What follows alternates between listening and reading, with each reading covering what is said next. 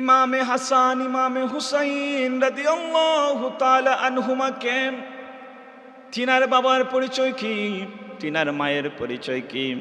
তিনার বাবা হচ্ছেন আমিরুল মুমিনিন খলিফাতুল মুসলিমিন হযরতে আলী রাদিয়াল্লাহু তাআলা আনহু। তিনার মা হচ্ছেন খাতুনে জান্নাত ফাতিমাতুজ জাহরা রাদিয়াল্লাহু তাআলা আনহা, যিনি হবেন জান্নাতি মহিলাদের সরদারনি। আম্মাজান ফাতিমা রাদিয়াল্লাহু তাআলা আনহার ছেলে হচ্ছেন ইমামে হাসান ইমামে হুসাইন। আর মৌলাই আলী মুশকিল কুশা আলী রাদিয়াল্লাহু তাআলা আনহু, আমার রাসূল বলেছেন আনা মদিনাতুল ইলমি ওয়া আলিয়ুম বাবুহা, আমি যে জ্ঞানের শহর সেই শহরের দরজা হচ্ছে মৌলায় Ali. I am a city of education, the gate of that city is Ali. Ali হচ্ছে জ্ঞানের শহরের দরজা, সেই আলী রাদিয়াল্লাহু তাআলা আনহু স্বয়ং কাবা শরীফের ভিতরে জন্মগ্রহণ করিয়েছিলেন মহান রব রব্বে করিম রব্বুল আলামিন। আলী রাদিয়াল্লাহু তাআলা আনহুকে কাবা শরীফের ভিতরে আল্লাহ সুবহানাহু ওয়া তাআলা জন্মগ্রহণ করিয়েছিলেন।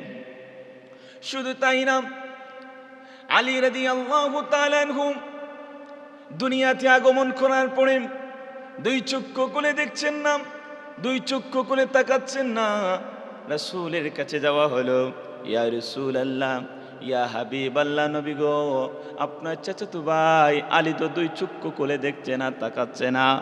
আমার রাসূল আসলেন, আমার রাসূল আসার পরে যখন আলী রাদিয়াল্লাহু তাআলা আনহুকে কুলের মধ্যে নিলেন, কুলের মধ্যে নেওয়ার পরে রে বাবা দেখা যায় আলী রাদিয়াল্লাহু তাআলা আনহু দুই চক্ষু খুলে দয়াল নবী রাহমাতাল লিল আলামিন নবীর চেহারা মুবারক দেখেছেন।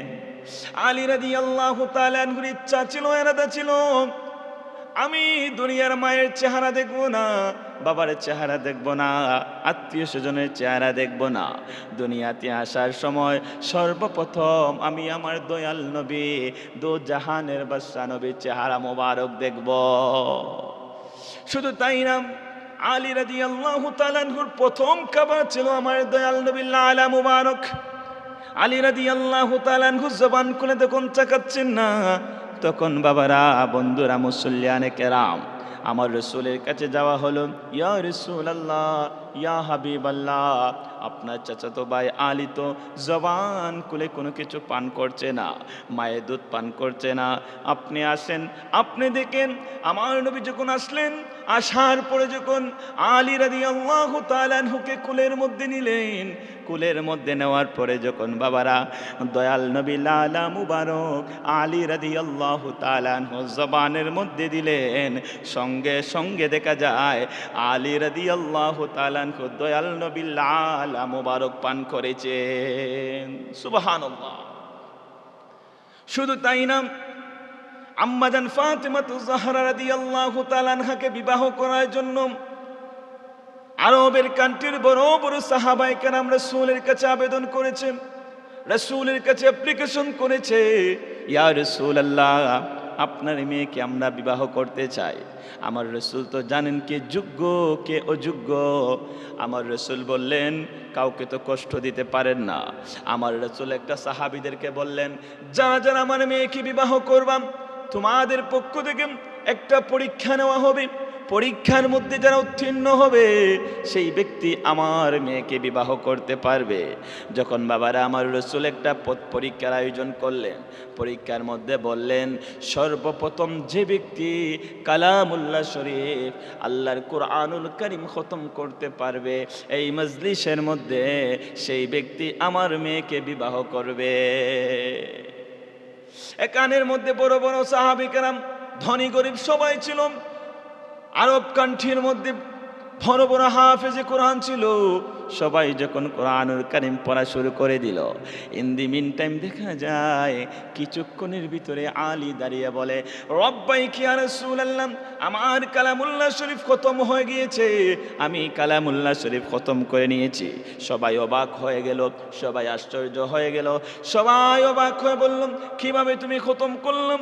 আমরা দেখ খতম পড়তে পারি নাই, এক ফারাও পড়তে পারি নাই। আলী রাদিয়াল্লাহু তাআলা আনহু বলে, দয়াল নবীর জবান মুবারক থেকে শুনেছি, কোন ব্যক্তি যদি কালামুল্লাহ শরীফের সূরাতুল ইখলাস একবার পাঠ করে 10 পারা কোরআনের সওয়াব পেয়ে যাবে। যদি কোনো ব্যক্তি 2 বার সূরাতুল ইখলাস পাঠ করে 20 পারা কোরআন শরীফের সওয়াব পেয়ে যাবে। কোনো ব্যক্তি যদি তিন বার সূরাতুল ইখলাস পাঠ করে 30 পারা কোরআনের সওয়াব পেয়ে যাবে। আজকে আমি সেই হাদিস মুবারক কান্তা আমল করেছি। আমার দয়াল নবী রাহমাতাল লিল আলামিন নবী বললেন, হে সাহাবায়ে কেরাম, এই মজলিসের মধ্যে আলী উত্তীর্ণ হয়েছে, আলী পাস করেছে, আমার মেয়েকে বিবাহ করার উপযুক্ত হচ্ছে মৌলায় আলী। আল্লাহু আকবার। সেজন্য বাবারা, বন্ধুরা, ইমামে হাসান, ইমামে হুসাইন রাদিয়াল্লাহু তাআলা আনহুকে আমরা ভালোবাসতে হবে। ইমামে হাসান, ইমাম হুসাইন রাদিয়াল্লাহু তাআলা আনহু পাকে পাঞ্জাতনের সদস্য, আলী রাদিয়াল্লাহু তাআলা আনহু পাকে পাঞ্জাতনের সদস্য, ফাতেমাতুজ জাহরা রাদিয়াল্লাহু তাআলা আনহা পাকে পাঞ্জাতনের সদস্য। আহলে বায়তকে ভালোবাসা হচ্ছে ঈমানের অংশ। ভালোবাসবেন, নাজাত পাবেন, দুনিয়াতেও সুখ হবে, পরকালেও সুখ হবে। সেজন্য আমরা আসেন সবাই আহলে বায়তের প্রেমিক হই, আহলে বায়তকে ভালোবাসি ইনশাআল্লাহ।